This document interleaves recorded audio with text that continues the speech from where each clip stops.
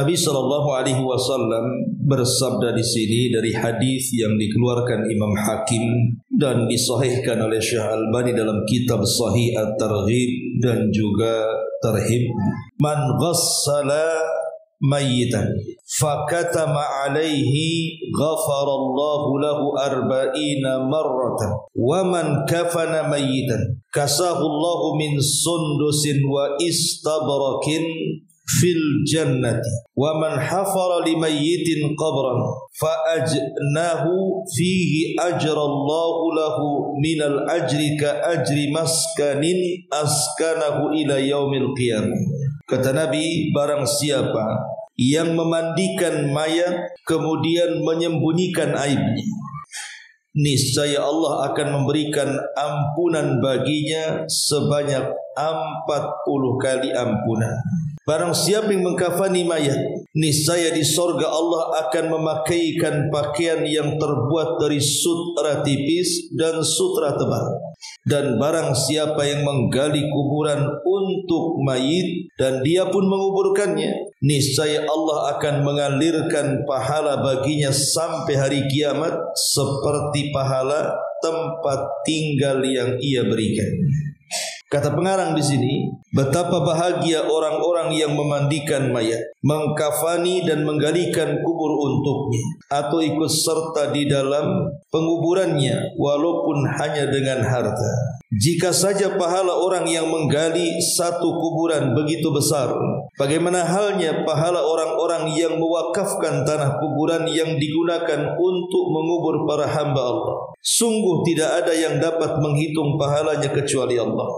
Bagaimana pula halnya pahala orang yang mewakafkan alat pemandian mayat atau berinfak dengan jumlah uang untuk pembelian kafan yang digunakan untuk menutupi banyak mayat. Oleh karena itu, ambillah pelajaran dan manfaat, ataupun manfaatkanlah kesempatan-kesempatan itu, karena sesungguhnya kalian memiliki banyak saudara seiman dan seagama, baik di belahan timur bumi atau di belahan barat, yang mati dan dia tidak memiliki harta untuk membeli kafan yang layak untuk diri-diri mereka.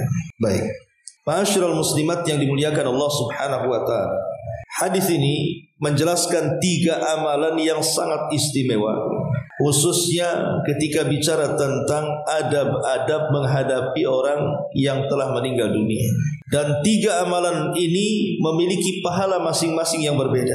Pertama, memandikan, yang kedua mengkafankan, dan yang ketiga menguburkan. Ma'asyiral muslimat yang dimuliakan Allah Subhanahu wa taala, kita tahu bahwa setiap manusia itu sudah ditentukan ajalnya. Mau ataupun tidak mau pasti akan sampai kepada waktu ajalnya. Lah ada adab orang-orang yang masih hidup terhadap orang-orang yang sudah meninggal, yang diajarkan Nabi sallallahu alaihi wasallam, yang disebutkan dalam hadis ini. Pertama di sini Nabi mengatakan, man ghassala mayyitan fakatama alaihi ghafarallahu lahu arba'ina marratan. Sesiapa yang memandikan mayat kemudian menyembunyikan aibnya. Dari sini kita tahu bahwa orang yang memandikan mayat itu sudah seharusnya menyembunyikan aib orang yang dimandikan. Karena yang namanya manusia mestilah terkadang didapati aib ataupun cacat tertentu yang kalau diceritakan tidak baik. Umpamanya si mayat ini mungkin memiliki bau yang tidak sedap, bau busuk yang boleh jadi mungkin kita tidak tahan untuk menciumnya. Sementara ibu ini sudah terbiasa memandikan mayat. Tidak boleh kemudian ibu katakan, selama saya memandikan mayat, baru kali ini saya memandikan mayat yang memiliki bau yang tidak sedap. Kemudian diceritakan kepada orang. Karena begini Bu, terkadang al-jaza min jinsil amal. Balasan itu disesuaikan dengan amalan. Yang mati itu bukan orang yang kita mandikan saja. Terkadang kita yang memandikan juga akan mati juga. Bagaimana kalau seandainya kita yang memandikan mayat, yang juga telah dicatat akan mati juga, saat kematiannya Allah berikan bau yang sama kepada orang yang pernah kita mandikan dan kita ceritakan aibnya kepada orang. Tentu kalau seandainya dia hidup kan tidak suka nih. Kalau seandainya aibnya itu terbongkar. Karena bagaimanapun perlakuan kita kepada orang yang sudah meninggal itu sama seperti kita berlaku kepada dia saat hidupnya. Makanya menyakiti mayat itu dilarang kalau tidak ada unsur darurat. Seperti kalau unsur darurat itu seperti visum karena pembunuhan dan lain. Tapi kalau hanya dijadikan praktek, seseorang kemudian mengiris-ngiris ataupun membongkar-bongkar tubuh mayat, itu dilarang dalam Islam. Karena mematahkan tangan ataupun kaki atau tulang si mayat saat kematiannya itu sama dengan mematahkan saat kehidupannya. Jadi tetap kita harus memuliakan si mayat. Lah di sini ada kalimat fakatama alaihi. Jadi tugas orang yang memandikan itu bukan hanya memandikan si mayat saja, tapi berusaha menutupi aibnya. Sering saya katakan, Bu, ada 5 perkara yang tidak boleh diceritakan kepada orang lain, walaupun orang terdekat dari kita. Secara singkat, yang pertama, aib diri sendiri. Tidak boleh ibu menceritakan aib diri sendiri kepada orang, walaupun kepada suami. Seperti mungkin ibu punya masa lalu yang tidak baik. Cukuplah masa lalu itu ibu pegang sendiri. Cukuplah masa lalu itu yang tahu ibu dengan Allah saja. Jangan ada yang tahu selain ibu. Karena Rasul mengatakan kullu ummati mu'afan illal mujahirin. Setiap umatku akan dimaafkan dosa-dosanya kecuali orang-orang mujahir. Kemudian sahabat bertanya, siapa mujahirin itu wahai Rasul? Maka Nabi mengatakan, wa inna minal mujahirati an ya'mala rajulu bil-laili amana thumma yusbih wa qad satarahu Allah. Termasuk amalan mujahirin itu, seorang laki-laki atau seseorang atau siapapun, dia melakukan sebuah perbuatan maksiat di malam hari, kemudian Allah tutupi. Tidak ada yang tahu maksiatnya kecuali dia dengan Allah saja. Nah, setelah Allah Subhanahu wa taala tutupi maksiatnya, fayaqul, dia malah mengatakan, ya fulan amiltul barihata kada wa kada. Wahai fulan, aku sudah berlaku maksiat semalam, maksiat ini dan itu. Padahal Allah sudah tutupi itu maksiatnya, malah diceritakan kepada orang. Inilah yang disebut dengan mujahirin yang tidak akan dimaafkan Allah. Makanya tidak boleh menceritakan aib diri sendiri. Yang kedua, tidak boleh menceritakan aib orang. Kalau seandainya kita melihat ada aib saudara kita, maka kita tidak boleh menceritakan kepada orang. Ibu malam-malam umpamanya jalan-jalan ke Jodoh, ke Nagoya atau kemana, nampak kawan ibu yang satu pengajian umpamanya kok berdiri di depan diskotik. Ya memang kita tidak boleh langsung berhusnudzon kan, berburu sangka. Tapi terkadang kita ini latah gitu, malah kemudian besoknya diceritakan kepada kawan-kawan yang lainnya bahwa semalam saya melihat Umi Anu atau Ukhti Anu berada di depan diskotik. Ngapain dia? Padahal harusnya kan ditutupi aibnya dan kita berikan uzur. Oh, boleh jadi dia menunggu si Anu sedang ada keperluan ini dan itu, harus memberikan banyak uzur, bukan malah menceritakan aibnya kepada orang. Kemudian yang ketiga, urusan ranjang. Tidak boleh suami menceritakan urusan ranjangnya dengan istri atau sebaliknya. Karena Rasul yang mengatakan, inna syarran nasi indallahi manzilatan yaumal qiyamah. Sesungguhnya seburuk-buruk manusia di sisi Allah tempat duduknya pada hari kiamat itu. Li rajulin yufdi ila imraatihi wa tufdi ilaihi thumma yanshuru syirraha, akhrajahu Muslim. Seseorang menceritakan urusan ranjang pasangan, baik suami menceritakan urusan ranjang istrinya atau sebaliknya. Ataupun yang keempat, menceritakan amanah dengar. Ada orang bercerita kepada ibu, kemudian di akhir ceritanya dia mengatakan, tolong jangan ceritakan kepada orang. Kalau sudah dia menitip pesan seperti itu, jangan diceritakan. Jangan pula diceritakan, Bu. Karena dia minta jangan diceritakan. Terkadang kita latah, kemudian kita menceritakan kepada orang dengan bahasa yang sama. Tolong ya, amanah dia jangan ceritakan. Cukup kamu saja yang dengar. Akhirnya orang ini juga ngomong ke orang lain seperti itu juga kan. Satu kampung tahu akhirnya. Dengan bahasa jangan ceritakan. Dan yang terakhir, inilah yang kita bahas. Kita tidak boleh menceritakan aib saudara kita yang sudah meninggal. Boleh jadi mungkin aib itu berupa cacat dalam badan. Mungkin habis diamputasi, mungkin tangannya putus ataupun kakinya putus. Ibu pula yang menjadi fardu kifayah. Jangan diceritakan. Karena bagaimanapun menceritakan saudaranya yang sudah meninggal dunia itu adalah sebuah aib. Kita harus menutup aib orang. Man satara musliman satarahullahu yaumal qiyamah. Jangan masalah ini saja, masalah yang lain contoh. Dahulu ada seorang ulama namanya Asam Hatim Al-Asam. Hatim Al-Asam. Al-Asam itu artinya budak. Orang tuli itu dalam bahasa Arab disebut asam artinya. Tapi Hatim ini bukan ulama budak, bukan. Pura-pura budak, pura-pura tidak mendengar. Maka disebut Hatim Al-Asam. Satu hari ada seorang wanita datang meminta fatwa karena mungkin ada masalah. Dia datang kepada Hatim Al-Asam. Entah kenapa ketika wanita ini menceritakan masalahnya, dia tidak tahan perutnya, akhirnya kentut dengan suara yang keras di hadapan ulama besar, ulama bukan kaleng-kaleng Hatim Al-Asam. Coba gimana rasanya? Tentu malulah kan begitu. Contoh, ibu datang ke saya kemudian menceritakan kisah ibu, ingin minta solusi. Di tengah-tengah menceritakan, ibu pula kentut dengan suara ledakan keras kan itu. Ya tentu ibu malulah kan itu.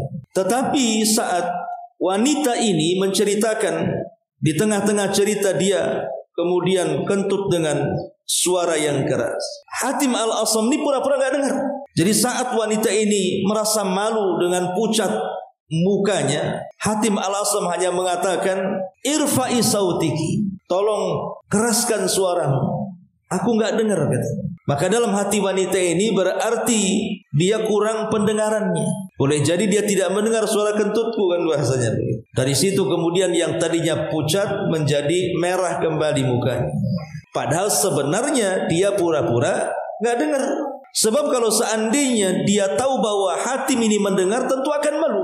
Begitulah seorang Hatim Al-Asam menyembunyikan aib supaya dia tidak malu gitu maksudnya. Ini enggak, kadang-kadang memang sengaja ibu ledak-ledakan itu kentut itu. Ya. Dan tidak punya malu kadang-kadang. Kadang-kadang kentut depan suami atau depan orang tua atau depan kawan-kawan, sudah hilang rasa malunya kadang-kadang. Tapi di sini lihat bagaimana Hatim Al-Asam mengajarkan kepada kita untuk pandai menyembunyikan aib orang. Karena bagaimanapun Rasulullah SAW mengatakan, man satara musliman fid dunya satarahullahu fid dunya wal akhirah. Siapa yang menutup aibnya seorang muslim di dunia, maka Allah akan tutup aibnya di dunia dan di akhirat. Nah, di sini Rasul mengatakan, man ghassala mayyitan fakatama alaihi. Siapa yang memandikan mayat dan menyembunyikan aibnya, apa pahalanya? Ghafarallahu lahu arba'ina marratan. Sebagai balasannya, Allah akan mengampuni dosanya sebanyak 40 kali. Subhanallah. Kalau Allah Subhanahu wa ta'ala yang mengampuni dosanya, maka cukuplah Allah yang mengampuni kesalahan-kesalahan kita. 1 kali saja sudah cukup. Ini 40 kali menunjukkan bahwa istimewanya orang yang memandikan mayat dan menyembunyikan aib si mayat tersebut. Makanya kan kita lihat, kalau kita sedikit bicara adab memandikan itu, kan tidak semua orang boleh memandikan mayat itu. Tidak semua orang boleh memandikan mayat, tetapi ada tahapan-tahapan. Di antaranya ulama mengatakan ketika membahas tentang syariat memandikan mayat, bahwa orang yang pantas atau layak memandikan mayat itu, pertama adalah orang yang diberikan wasiat.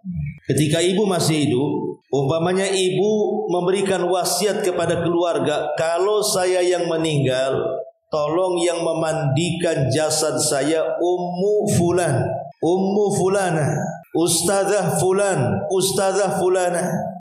Kenapa? Karena biasanya orang yang berwasiat itu paham bahwa kalau dia yang memandikan saya, insya Allah aib saya tidak akan dibongkar.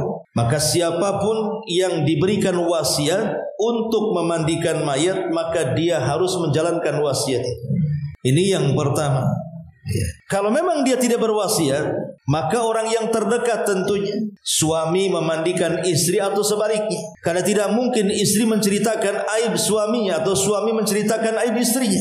Jadi yang memandikan orang terdekat, ataupun mungkin ayah kepada anaknya, atau mungkin kepada kakek kepada cucunya, atau anak kepada ayahnya, baru kemudian kerabat-kerabatnya. Jadi yang memandikan mayat itu memang tidak boleh jauh-jauh. Harus orang-orang yang mereka bisa menjaga amanah. Tidak sembarang orang masuk ke dalam pemandian mayat kalau tidak diizinkan. Supaya kalau seandainya Allah takdirkan adalah cacat pada si mayat ini, tidak mudah diceritakan aibnya kepada orang. Ini amalan yang pertama yang sangat agung, memandikan mayat dan menyembunyikan aibnya. Yang kedua, kata Nabi SAW, wa man kafana mayyitan kasahullahu min sundusin wa istabrak fil jannah. Barang siapa yang mengkafani mayat, kasahullahu min sundusin wa istabrak, maka balasannya niscaya Allah Subhanahu wa taala akan memakaikan kepadanya pakaian yang terbuat dari sundus, sutra tipis, wa istabrak, dan sutra yang sangat tebal. Dan kita tahu bahwa kain sutra itu adalah pakaian penduduk surga. Pakaian penduduk surga itu adalah sutra, baik sundus atau istabrak. Dan ini keagungan yang luar biasa. Kalau ibu seandainya diberikan rizki, belilah kemudian kain kafan banyak-banyak, taruh di rumah. Kalau seandainya ada tetangga yang meninggal, ibu keluarkan kain kafannya, sedekahkan kepada tetangga kita yang meninggal.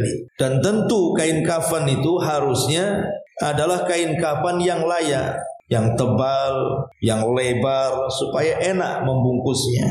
Karena syariat, kenapa kemudian disyariatkan si mayat itu harus dikafani dalam Islam? Di antara manfaat terbesarnya adalah sama tadi, menutup aib si mayat, supaya cacat-cacat yang ada pada si mayat itu saat dikuburkan itu tidak ditampakkan kepada orang. Kan tidak tahu kalau sudah dibungkus kain kafan, kan nggak tahu dia punya luka, dia bau, karena memang sudah kain kafannya dibaluri dengan minyak wangi, kan enggak keluar baunya, yang bau adalah wanginya. Jadi tujuan kenapa si mayat itu dikafani dalam Islam itu, tujuan terbesarnya adalah tadi, supaya menutup aib yang ada dalam jasadnya. Makanya orang itu dibungkus oleh kain kafan. Coba bayangkan kalau seandainya orang itu dimandikan tanpa dikafan, telanjang bulat-bulat gitu saja, kemudian dibawa ke kuburan dan dikuburkan. Kalau seandainya ada cacat atau aib pada si mayat itu, kan tentu akan dibicarakan orang itu nantinya. Makanya dengan dibungkusnya kain kafan itulah akhirnya aib atau cacat si mayat itu tertutupi, sehingga tidak ada orang yang tahu kecuali orang yang memandikannya saja, atau mungkin keluarga yang terdekatnya. Nah, disunahkan di situ kafan itu yang lebar, kemudian yang tebal, supaya betul-betul membungkus dan menutupi, itu tujuannya. Lah di sini Nabi SAW mengatakan, kalau ibu menyediakan kain kafan untuk disedekahkan kepada saudara yang meninggal dunia, maka sebagai balasannya akan diganti dengan kain sutra kelak di sorga. Dan tentu sutra di sorga dengan sutra di dunia kan akan berbeda, walaupun sama-sama namanya. Kata Abdullah ibn Abbas radhiyallahu anhuma, kesamaan sorga dan dunia itu hanya ada di nama, bukan di hakikat. Sama-sama namanya sutra, tapi hakikat sutra dunia dengan sutra yang ada di sorga itu berbeda. Syukur-syukur kalau ibu yang mengkafani. Ibu sudah yang memandikan saudari ibu, kemudian ibu pula yang mengkafaninya, maka tentu lebih besar lagi pahalanya. Ini yang kedua. Kemudian yang ketiga, di sini Nabi SAW mengatakan, wa man hafara limayyitin qabra, wa man hafara limayyitin qabra. Barang siapa yang menggalikan kuburan untuk si mayat. Tidak mesti langsung terjun dengan membawa cangkul, tidak. Boleh jadi ibu yang memesankan lubangnya. Umpamanya ada saudari ibu yang meninggal, sudahlah kata ibu, saya menanggung kuburannya. Ibu telepon ke kantor yang ada di Tamiang yang jaga kuburan, pesen 1 kuburan, saya yang bayar. Itu masuk juga barang siapa yang menyediakan lubang kuburan atau menggali kuburan untuk si mayat. Fa ajnahu fihi ajrallahu lahu minal ajri ka ajri maskanin askanahu ila yaumil qiyamah. Niscaya Allah akan mengalirkan pahalanya baginya sampai hari kiamat seperti pahala tempat tinggal yang ia telah berikan kepada si mayat. Kalau seandainya ibu menyediakan 1 lubang kuburan untuk saudarinya, berarti ibu sudah dapat 1 istana di surga. Kalau 2 lubang kuburan, ya 2 istana. Kalau 3 lubang kuburan, 3 istana, dan begitu seterusnya. Jadi Allah janjikan tempat yang sangat indah dari istana-istana surga bagi siapapun yang menyiapkan lubang kuburan untuk saudarinya. Inilah 3 amalan yang luar biasa. Tapi kan tidak mungkin seorang wanita ke kuburan menguburkan, tugasnya laki-laki kan. Tetapi memungkinkan ibu membeli kuburan kan? Tidak harus datang ke kuburan. Makanya kemudian catatan dari pengarang di sini, walaupun hanya dengan harta, pamannya ibu tidak langsung memandikan, ibu yang bayar orang yang mandikan. Ibu tidak langsung mengkafani, tapi ibu membelikan kain kafan. Ibu tidak langsung menggali dan menguburkannya, ibu yang membeli lahat kuburannya. Maka itu masuk kepada hadis ini tentang keutamaan orang-orang yang memfardu kifayahkan si mayat di sini. Ma'asyiral muslimat yang dimuliakan Allah Subhanahu wa taala. Di dalam hadis Nabi sallallahu alaihi wasallam kita tahu bahwa di antara syariat Islam ketika berhadapan dengan orang yang meninggal dunia adalah dengan cara menyegerakan. Tidak boleh kemudian mengakhir-akhirkan dalam mengurus jenazah. Kalau sudah pasti yakin bahwa dia meninggal dunia, maka kita tidak boleh kemudian membiarkan si mayat itu dibiarkan begitu saja. Jadi harus cepat dimandikan, harus cepat dikafankan, disolatkan dan dikuburkan. Sebab ada hadis Nabi mengatakan asri ubil janazah, segerakan kalian memfardu kifayakan jenazah itu. Sebab kalau dia orang baik, maka itu kebaikan bagi si jenazah. Berarti kalau kita lambat-lambatkan, kita zalim kepada dia. Karena ketika seseorang itu membawa mayat di atas keranda menuju tempat kuburan, maka ruh orang yang meninggal itu, kalau dia orang baik, maka dia akan mengatakan apa? Qaddimuni, qaddimuni, segerakan aku, segerakan aku. Ruhnya yang ngomong begitu, segerakan aku, segerakan aku. Sementara kita malah tidak menyegerakannya. Kan zalim kepada orang yang sudah meninggal jadi kalau dia orang baik. Tapi kalau dia orang jahat sekalipun, maka itu sama saja meletakkan keburukan diletakkan di rumah kita. Sudah jelas dia orang jahat, ada keburukannya, malah kita senang keburukan itu diletakkan dalam rumah. Makanya Nabi SAW dengan tegas mengatakan, wa in taku salihatan, kalau memang dia orang saleh, fa khairun tuqaddimunaha ilaihi, maka kebaikan yang kau segerakan untuk dia. Tapi kalau seandainya dia orang jahat kemudian tidak disegerakan, itu namanya fasyarrun tadhauna fi riqabikum. Itu sama meletakkan keburukan di leher-leher kalian. Karena ada 7 perkara dalam kehidupan kita ini. Kita tidak boleh melambat-lambatkan. Kita tidak boleh melambat-lambatkan dalam 7 perkara. Bukan hal jenazah saja. Pertama, dalam persoalan tobat, tidak boleh melambat-lambatkan soal tobat. Kalau kita melakukan dosa, segera tobat. Jangan sampai sebelum kita bertobat kita mati. Maka dalam hal tobat kita harus menyegerakannya. Dan itu disebutkan di dalam Al-Quran, ya, tentang bersegaranya kita bertobat. Wasari'u ila maghfirati mir rabbikum, segeralah kalian meminta ampunan dari Rabb kalian. Jadi tobat itu tidak boleh lambat-lambatkan. Ini yang pertama. Kemudian yang kedua, melaksanakan hak-hak yang memang harus segera ditunaikan. Melaksanakan hak-hak yang memang harus segera ditunaikan. Berarti umpamanya kan ibu dengan suami itu kan ada hak-hak yang memang harus ditunaikan. Ada perkara-perkara yang memang tidak harus segera, tapi ada perkara-perkara yang harus segerakan dalam hak-hak bermuamalah, baik suami kepada istri atau istri kepada suami. Kemudian yang ketiga, menunaikan hutang. Kalau ibu punya hutang kemudian sudah sampai kepada tahap pembayaran, jangan ditunda-tunda, segerakan. Dan orang yang punya niat untuk melunasi hutang pasti Allah lunasi. Kemudian yang keempat, pergi haji, berangkat haji. Kalau ibu sudah punya uang, sudah punya rizki, kemudian datang kewajiban haji kepada ibu, datang bulan Dzulhijjah, maka segera berangkat. Karena Rasulullah mengatakan, man aradal hajj falyata'ajjal. Barang siapa yang sudah terpanggil ingin haji, segera berangkat. Kenapa? Kata Nabi SAW, fa inna ahadakum la yadri ma yu'radu lahu. Karena salah seorang di antara kalian tidak tahu rintangan dan halangan apa yang akan terjadi kalau tidak berangkat. Boleh jadi hartanya ludes, diambil maling. Boleh jadi rumahnya kebakaran, boleh jadi sakit parah, akhirnya uangnya habis di situ, akhirnya tidak berangkat-berangkat. Maka orang yang punya ada keinginan haji jangan ditunda-tunda, berangkat. Kemudian yang kelima, menyegerakan berbuka. Kalau sudah datang maghrib saja orang yang puasa, jangan nunggu di waktu malam berbuka, segerakan berbuka. Karena Rasul mengatakan, la yazalun nas bi khairin ma'ajjalul fitr. Manusia akan senantiasa di atas kebaikan selama mereka menyegerakan berbuka.